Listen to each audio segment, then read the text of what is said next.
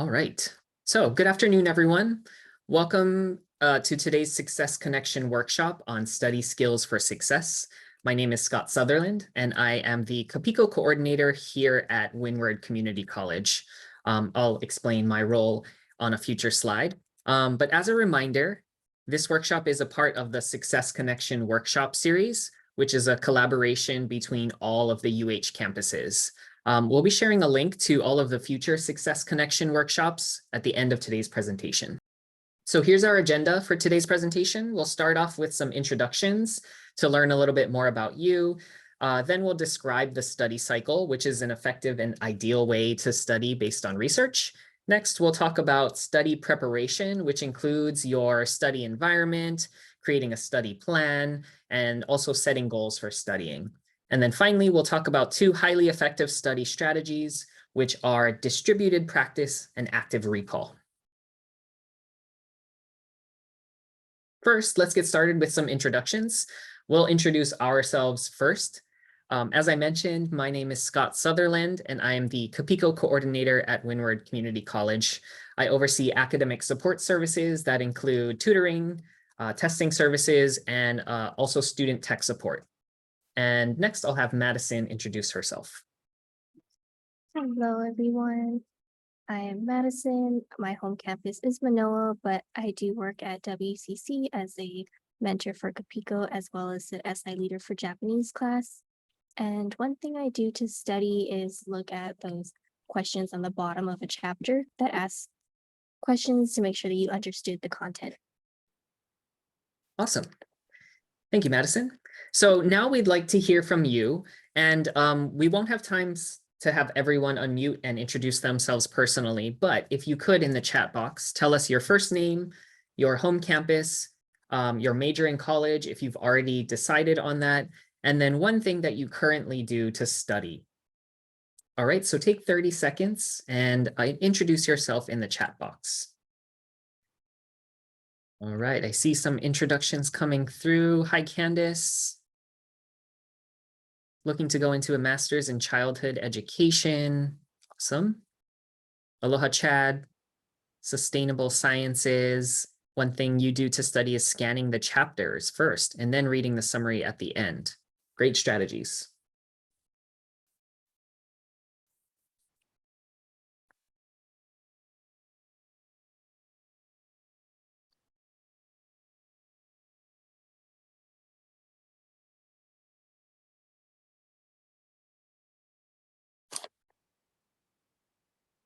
Hi, Kyle.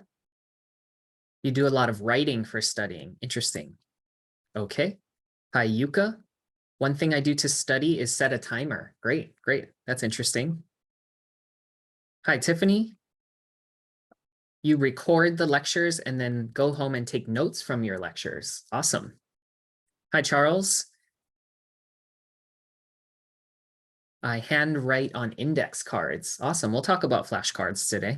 Hi, Samantha. I like to read the footnotes first. Great. So you're scanning or previewing the material before you read or study. Hi, Lilia. Use various websites that include labeling body parts or flashcards. Great. Hi, Gloria.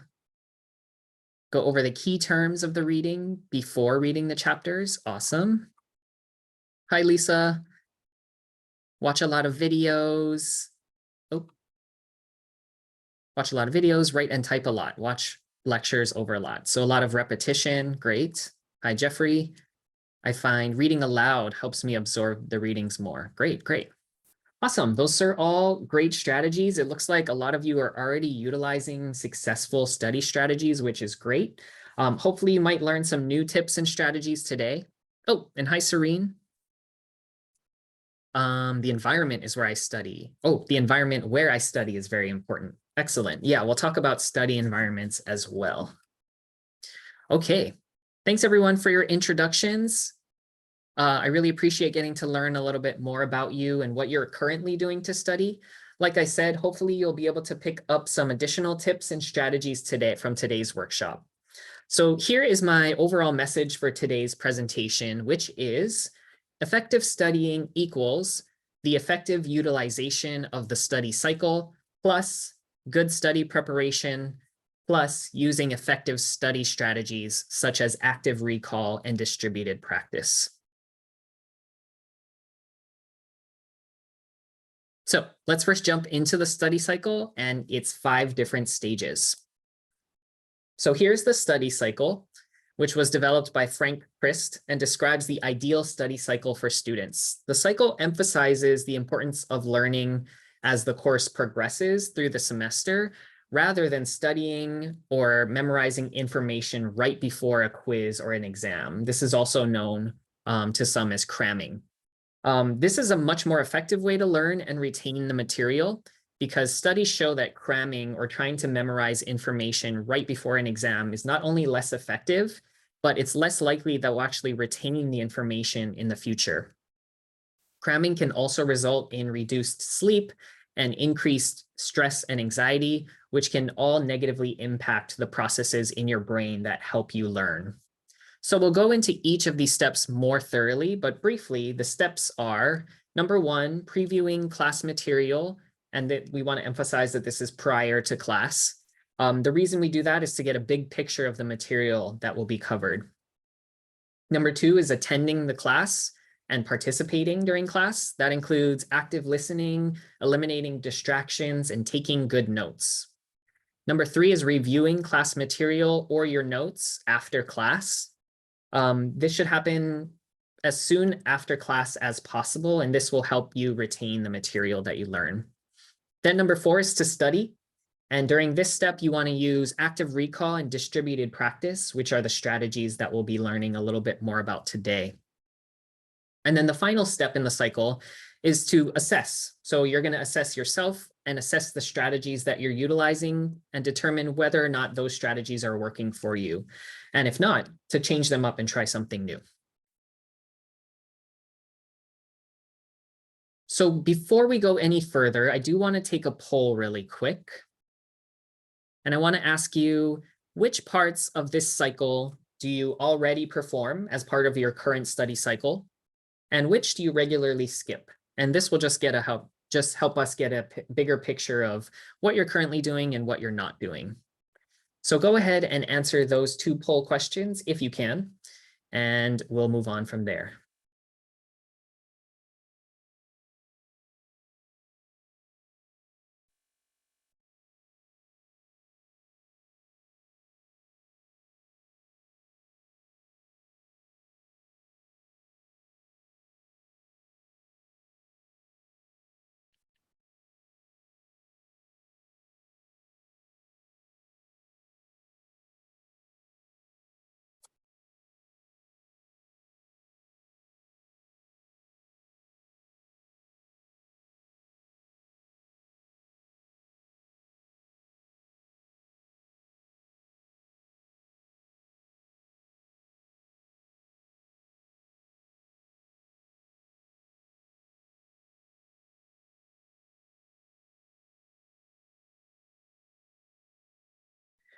All right, it looks like most folks have participated in our poll.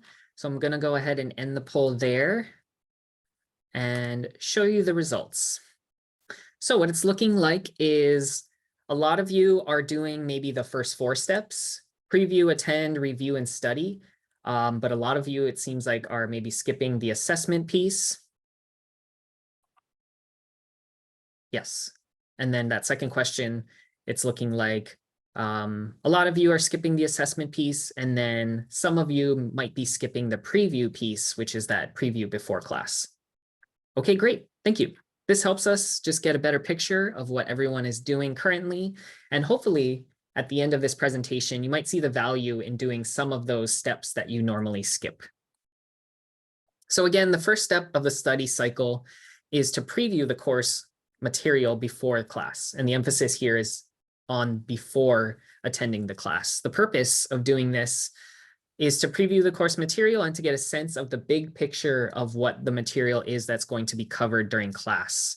And then once you get a sense of that big picture, it's easier to learn and remember the smaller details that will be covered during the course. Some activities that you can do to preview the material before class are skimming any readings that are assigned to you, being sure to look at headings bolded vocabulary terms and discussion questions that tend to show up at the end of a reading section.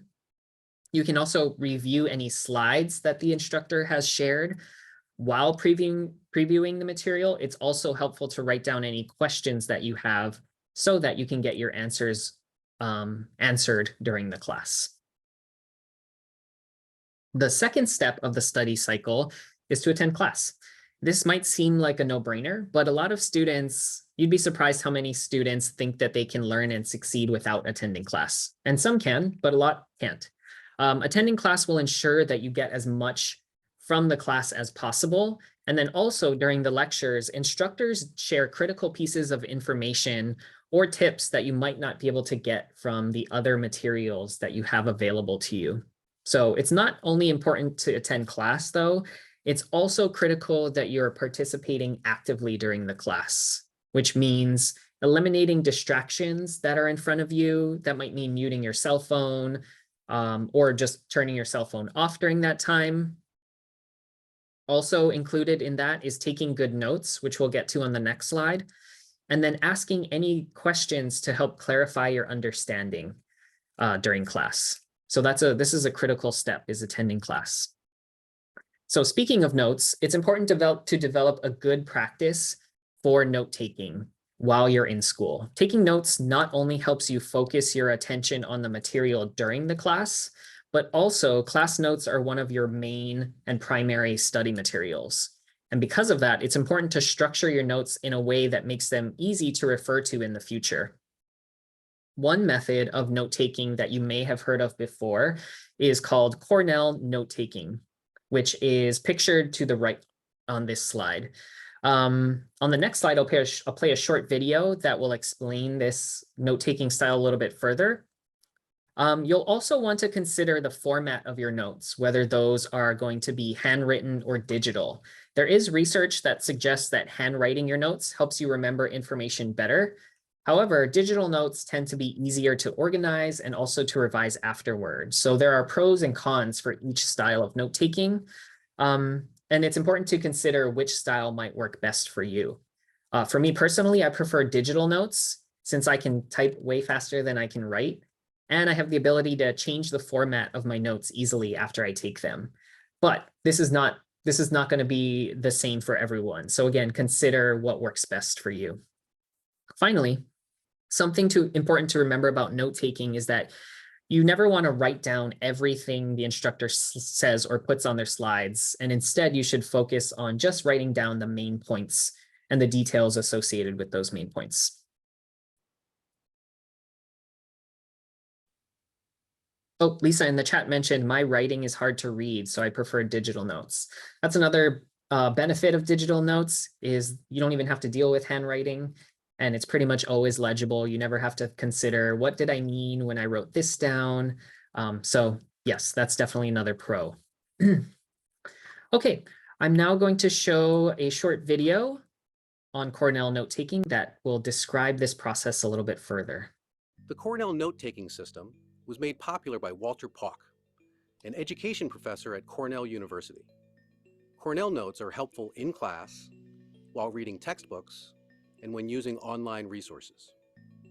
Start by labeling your page, then divide it into 3 sections: notes, cues, and summary. No matter where you're using them, the basic idea behind Cornell notes is that you have a place to write down facts, write down questions, and summarize what you've learned. The Cornell Notes format allows your brain to work in several different ways, so it can help you understand and retain information. The format is more flexible than you might think. Try out different aspects of this system and see what works for you.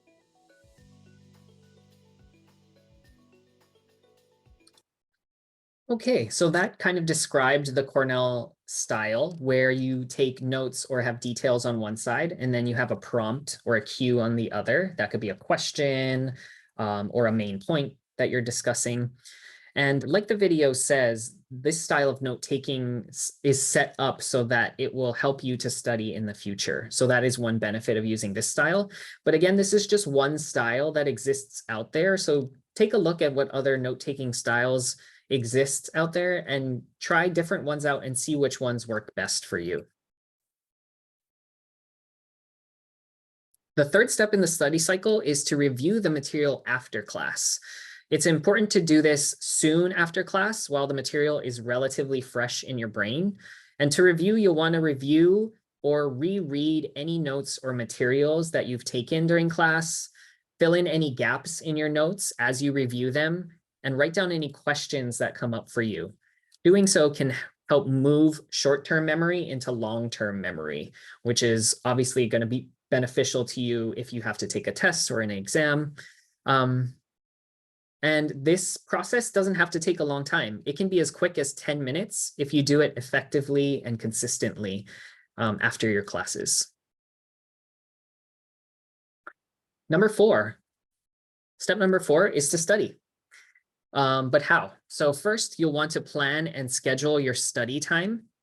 And to do so, you're going to want to first decide where and when you're going to study. And you want to space it out over time. And then you also want to set some goals for your studying so that you're not just mindlessly reviewing or rereading.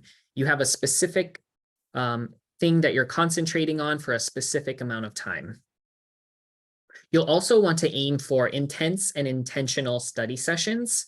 So again, we're not recommending cramming. Instead, we're recommending shorter intervals of studying over time. So you want to aim for study sessions that are 30, 45, or 50 minutes, but you want them to be intentional and intense, which means you want to interact with the course material using active recall strategies. And then you also want to remember to relax or to take breaks in between your study sessions, which are actually really important. It helps kind of reset your brain. It helps you to solidify information better. It helps move information into your long-term memory. So in between, while you're taking those breaks, you can also reward yourself, which is a great motivator to continue studying. So that could include getting a snack, taking a walk, or even playing a game if you know of a short game that can be accomplished in that amount of time. And then, of course, you want to review the material again, just to see if the material stuck in your brain. Finally, the last step is to assess yourself. So once you've done steps 1 through 4, maybe you've taken an exam or a quiz, and then you can determine whether the strategies that you've used have been effective. The ways you can determine the effectiveness of your studying is by asking yourself some of the following questions.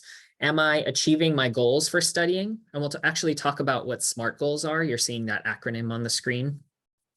You can ask yourself, do I understand the material enough to teach it to others? That's a great indicator that you understand the material well if you're able to explain it to others in a way that they understand. And then finally, what is my previous performance like? So you might want to reflect on your exams, quizzes, or assignments. Am I achieving the grades that I want? Should I change my approach? And if so, how? And then also you want to just consider, are there strategies that I haven't utilized maybe that might work better? Okay, so that's a brief overview of the study cycle. Next, I'm going to have Madison talk about study preparation. Hello. So study preparation for effective study. So what first thing is to consider your study environment. So you'll spend a lot of time studying, and having a good environment for that that's conducive to studying is very important. And so everyone has different preferences, so it's really good to identify what your personal distractors are and minimize them to help you focus. So some common considerations are to think about the space you're studying in. Is it tidy and organized? How big is it? Where is it?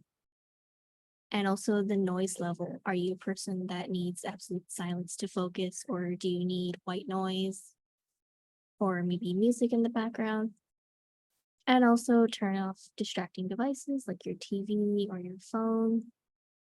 Lighting is also important, as well as climate and comfort. Maybe the room is too hot, or if you're studying outside and it's windy, as well as other people around might be distracting. And some other considerations are having inspiring quotes or photos around or plants, having scents that help you focus, like candles, incense, or rosemary is really good for memory, as well as making sure you take those snack breaks, have water with you. And so,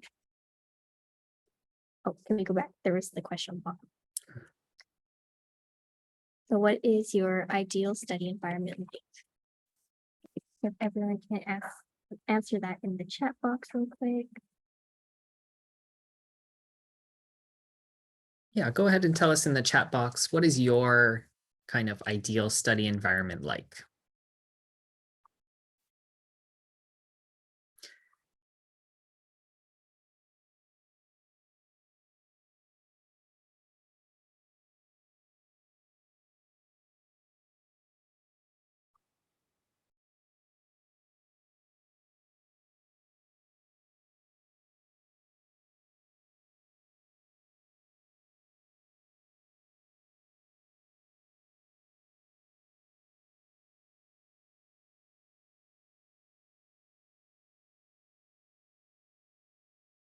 All right, seeing a lot of responses in the chat box. The study environment is quiet, cool, and has good Wi-Fi. That's a great response.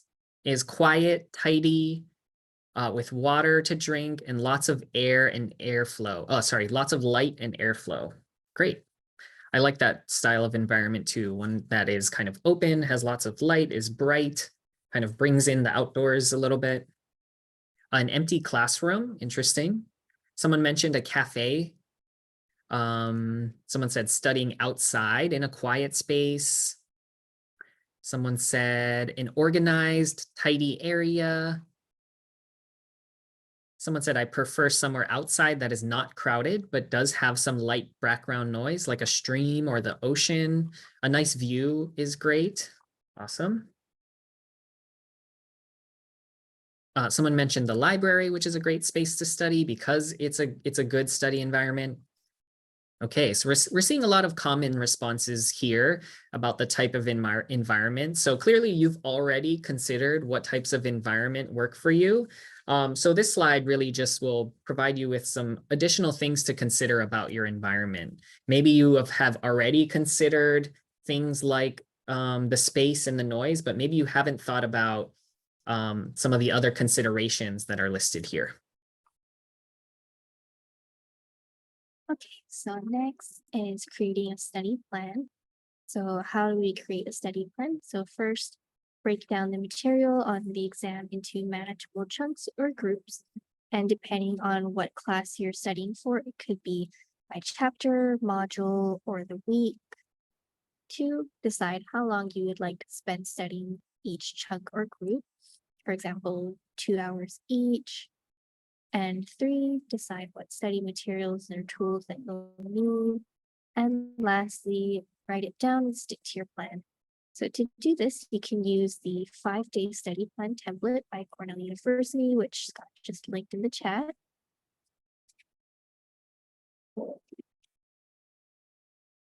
And that template will basically just tell you, it'll be like a guide for doing all 4 of those things, which is open right now.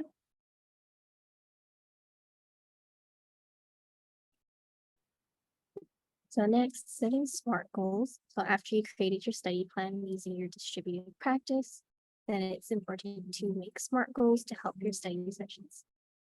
So these will help you narrow down what to study, focus your time, keep yourself accountable, and determine whether you're studying effectively.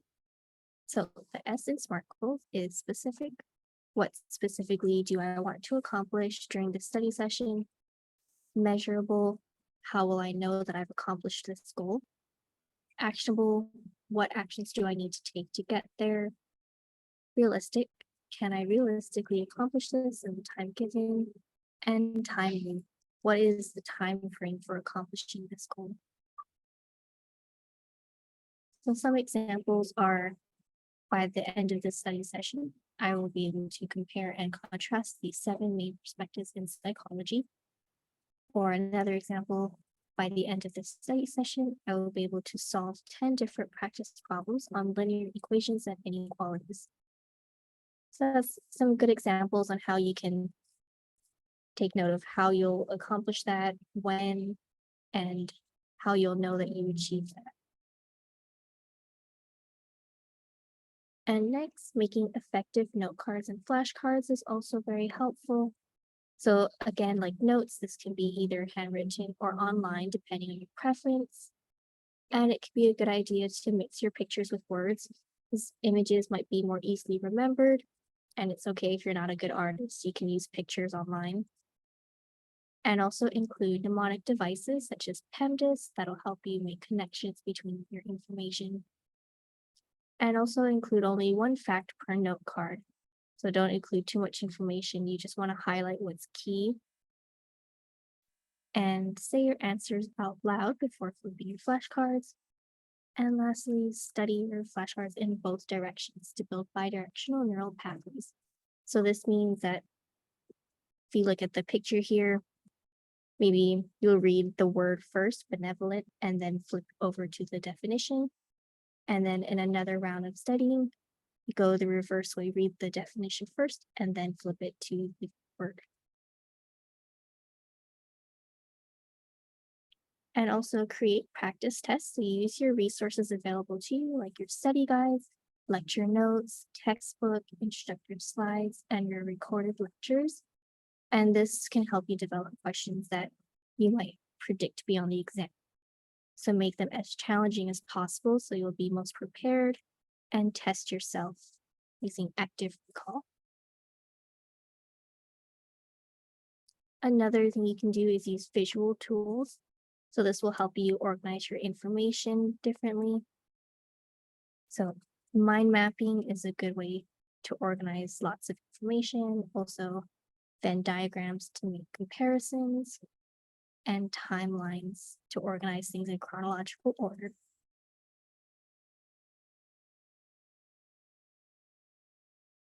Next is some apps and tools for studying. So Quizlet, you might have heard of. This is for creating and studying digital study materials, includes active recall games and strategies. Also Khan Academy. So this is a nonprofit organization that produces hundreds of short video lessons and also includes supplementary practice exercises and materials. And then Go Conquer allows you to create online mind maps, flashcards, quizzes, and notes. So you can also create groups, discuss topics, and share resources. So it's a good way to collaborate with your friends and study together.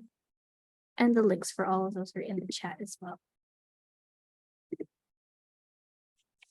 And next is some tools that you can use, the Pomodoro timer. So with this, first you decide on what task you need to do, set the timer to 25 minutes, then work on that task until the timer rings, take a little break for 5 minutes, and then repeat that cycle. And then also you can try use focus time on your phone, which is also linked in the chat.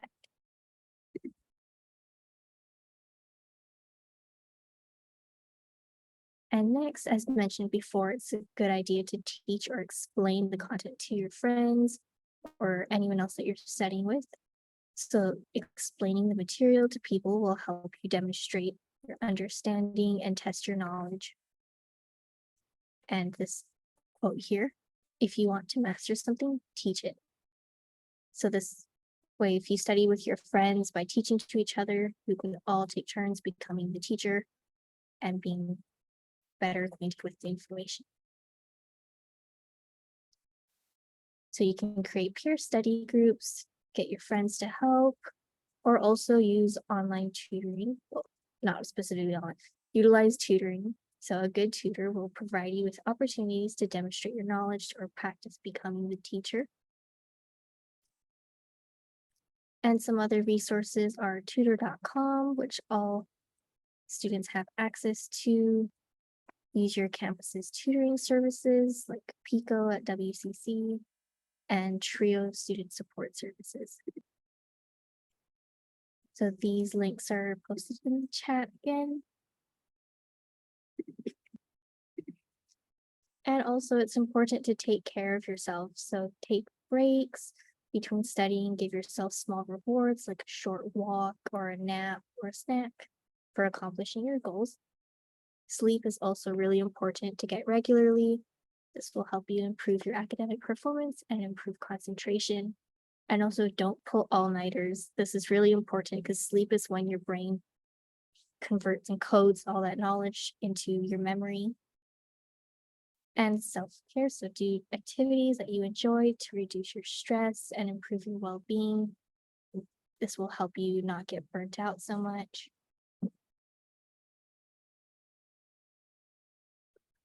Okay, so now we'll be getting into two of the specific strategies that we have briefly talked about and alluded to in our presentation so far. That is distributed practice and active recall.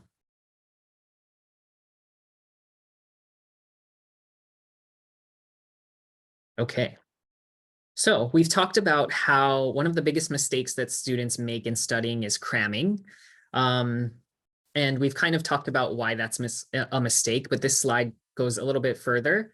So it says information is less likely to stick because it hasn't moved into long-term memory. So we talked about how cramming can prevent memory from going into your long-term memory for lots of different reasons. One of those reasons being that when we cram, we tend not to sleep as much. Also, your brain needs rest time in between studying to process information. So that's why we talked about utilizing breaks or utilizing something like the Pomodoro timer, which will put you on a schedule so that you're taking those 5-minute breaks, which is when your brain will process that information. And then we also mentioned that cramming can lead to feeling overwhelmed and stressed, which can negatively impact the processes in your brain. So instead of cramming, what we say is to aim for distributed practice. And this is where creating a study plan can really help you. So what is distributed practice? It's where learning, studying, and practice occurs during multiple sessions over a long period of time. So for instance, instead of staying up all night and cramming for 10 hours or 8 hours, it's much better and much more effective to study for 45 minutes per day for the 10 days leading up to the exam. And why is that? Why is it better? Well, we know that research shows that it's better for long-term learning. And even when the study time is equal, so when a student has studied for 8 hours by cramming, or whether they've studied for 45 minutes for the 10 days leading up, we know that the distributed practice is more effective, and the students who utilized it learn and retain more over time. And so this is the reason we really emphasize creating a study plan, because in your plan will contain distributed practice if you plan ahead and schedule your study time. The second strategy that we really wanted to emphasize today is active recall.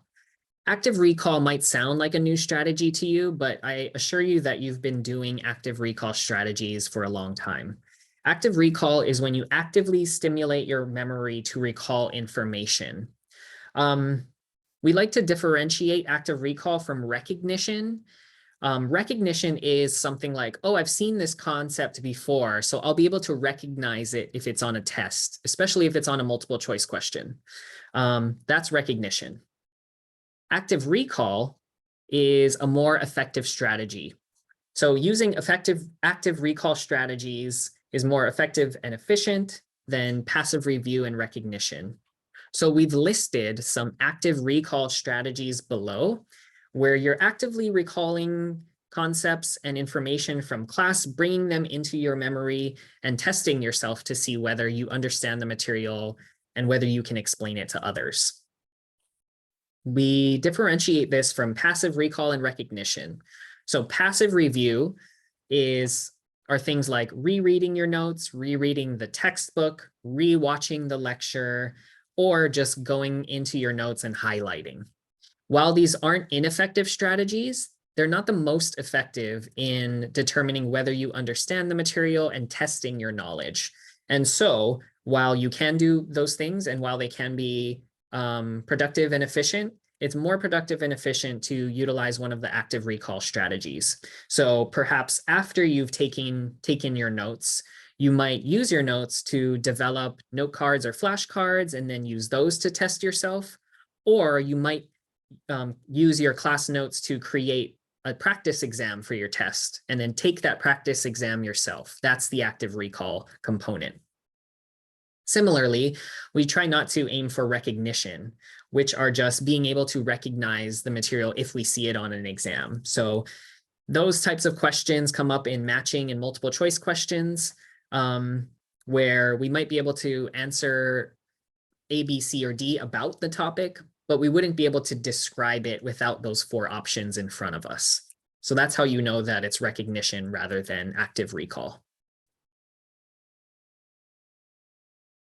Okay, so that's kind of everything that we wanted to share about our message today. Now we want to put it all together and hopefully make it make sense to you.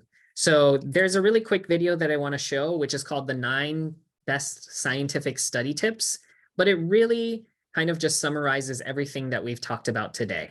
So I'm going to play that video for you now.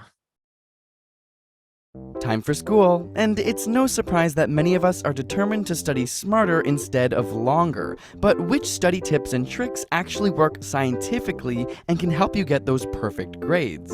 First up, research shows that study sessions are most effective in small, short chunks. Instead of cramming in a 10-hour study session, it's much more effective to spread it out into 20, 30-minute sessions over a few weeks. This is because your brain is better at encoding information into the synapses in short, repeated sessions as opposed to one large one. And this is why even learning different skills, whether it's swimming, tennis, or a singing lesson, often follows this same format. And while cramming and pulling all-nighters may be a ritual, it turns out that this is linked to the lowest grades. After prolonged nocturnal study sessions, reasoning and memory may be negatively affected for up to 4 whole days. Instead, setting up specific times in a day or during the week just to study primes your brain by creating a routine, and over time, studying actually becomes easier as your brain is trained to learn in those moments. And while many of us spend hours passively rereading our notes or highlighting a textbook, studies have shown this to be ineffective. It doesn't improve your understanding of topics, nor does it link key concepts together. It can even be detrimental as it draws your attention to less important information. Flashcards, on the other hand, are proven to be excellent memory reinforcement tools, whether during your scheduled study times or during off times like a bus ride home. It also helps to have a specific goal for each study session. Instead of aimlessly studying, pick one aspect you'll focus on, whether it's balancing chemical equations or learning how to conjugate French verbs. If you can't explain it simply, then you don't understand it well enough. In studies where individuals were asked to learn a passage and then half were told that they would be tested on the material while the other half were told they would have to teach it to other students, participants expecting to teach it did much better at understanding the main points. When you're expecting to teach, your brain organizes the information in a more logical, coherent structure. Of course, practice, practice, practice. Not only do practice tests put your brain in the environment, but even if you make mistakes, they help identify gaps in your knowledge. Practice tests have also been shown to increase confidence, thereby leading to better performance. So, where should you be studying? Research shows that having a designated sacred spot for study that's well equipped with every tool you might need is best. Just like setting times, this primes your brain for studying. Have an awesome study playlist?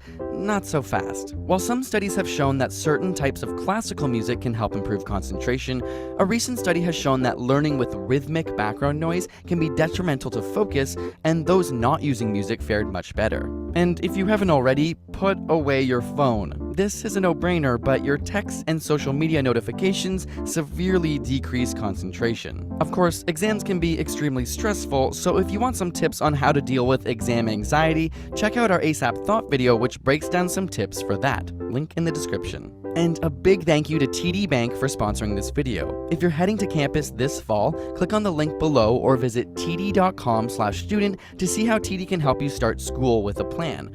We know how tough it can be getting buried in books and bills, and TD has some great solutions for you. Be sure to check it out and subscribe. All right.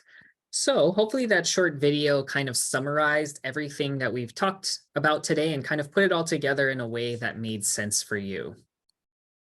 So to summarize what we've talked about so far, it's really important that you follow that study cycle that we mentioned, those 5 different components, to ensure that you're maintaining good habits and to make studying as effective and efficient as possible.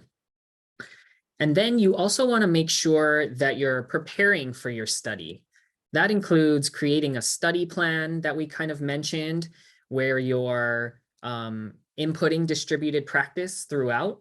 And that'll include dates and times, as well as those SMART goals that we mentioned. And those SMART goals are really going to help drive your study sessions. And then after you've kind of gone through your study sessions, you can go back and see, did I achieve my SMART goals? And if so, you know you're on the right track.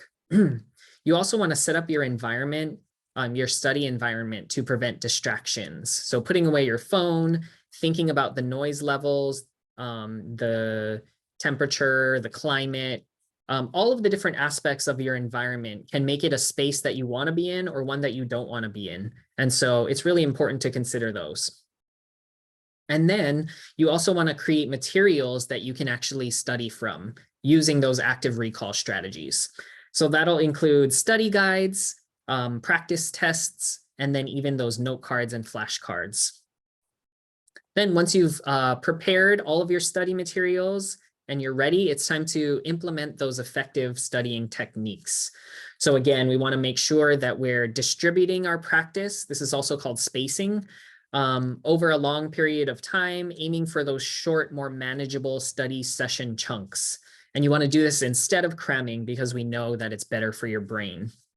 And then you want to use your study tools that you created during your study prep time to practice those active recall strategies, which will include testing yourself and answering aloud, and then finding those opportunities to teach and explain to others. Because as we mentioned, the best way to determine whether you have mastered a subject is whether you can teach it to someone else and have them understand it easily. Okay, so with that, I do want to launch another poll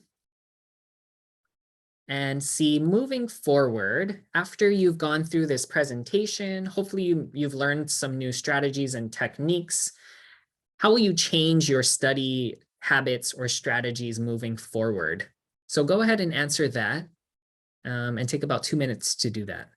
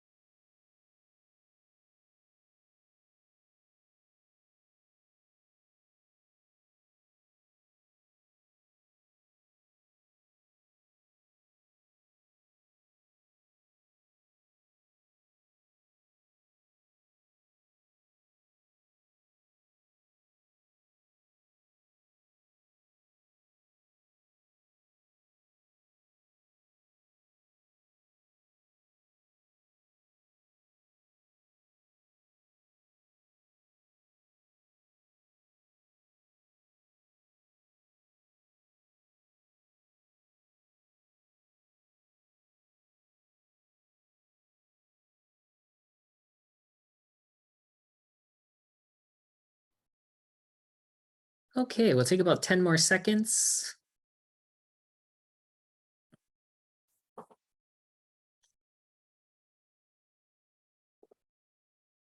Okay, it looks like we've got lots of responses, so I'm going to end our poll.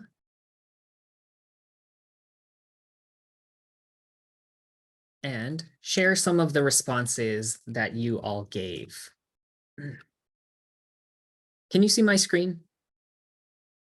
Where it says moving forward on top? Yes, okay. So some of your responses include, moving forward, I will study differently by using SMART goals, the study cycle, and making a plan. So that's great. I will study differently by not focusing on rereading material only. Okay, great. Yeah, I'm glad that you got that out of our presentation today. I will study differently by following the study tips, by changing my approach, reflecting more and utilizing flashcards, taking mental breaks during long study periods. That's a great one. Study every day for a short time. Excellent. That's great. That's that distributed practice. Plan to make a better outline for study time. That's great. Preparing for studying. Someone said practice Cornell note-taking, using Cornell notes, utilizing note cards more often, utilizing the 5-day study plan, eliminating distractions and assessing my work, and then studying in increments instead of all at once. Excellent. I'm glad that you got those takeaways from today's presentation. I think if you implement those strategies, you will see a difference in your in the effectiveness of your studying. Okay, so again, that is our presentation for today. We hope it was helpful for you in helping to determine a new strategy or tip that you might implement in your future study. I also want to let you know that, again, this is part of our Success Connection workshop series. And so we do have several more workshops upcoming. So if you want to scan the QR code to the right, you can preview those and get descriptions of those workshops.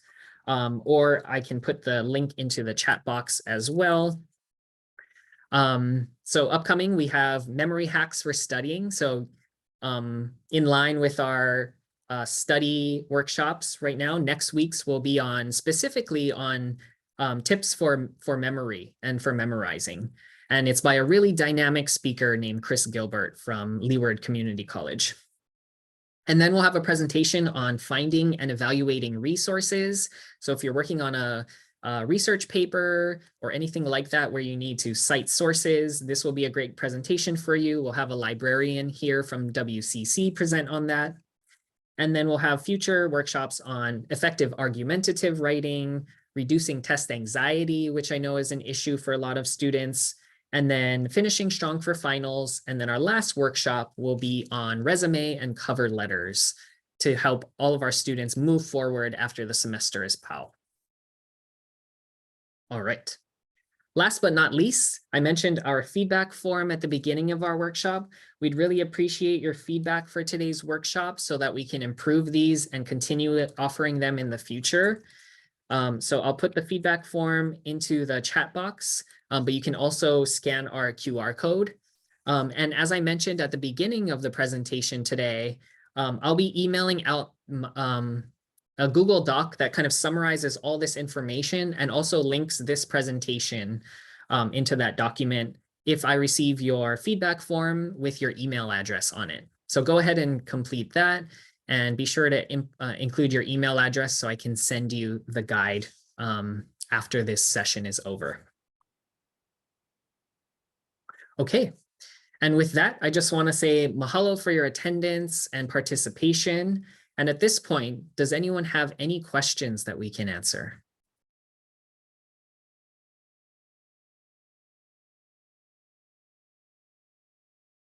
Yes, I see your hand, Chad. Yeah, I just have a quick question. Can we register for just singular classes, or do we have to register for the whole battery of these workshops? I was trying to sign up for the study skills hacks, the mind hacks, and it looked like I had to sign up for everything. Good question. You don't have to sign up for everything. You can actually just click on the boxes of the workshops you want to attend. So I'll preview that really quickly here. So if you click on the RSVP link, it'll take you to a page that looks like this. And then you can just click on the workshops that you want to attend. And then you can exclude any that are not as relevant for you. All right, any other questions? Yes, Lisa. Do we have an option to download the stuff we went over today? Like, Yes. to review it stuff, yeah. Sure. Yeah, so I mentioned I'm going to be sending that guide to everyone who does the feedback form. On that guide, I'll link this Google Slides presentation. So you'll have access to this as well as all of the links that are included in here. Awesome, thank you. Yeah, of course, you're welcome. Any last questions?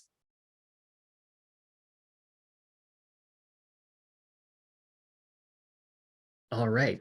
If not, I am going to pause our recording or stop.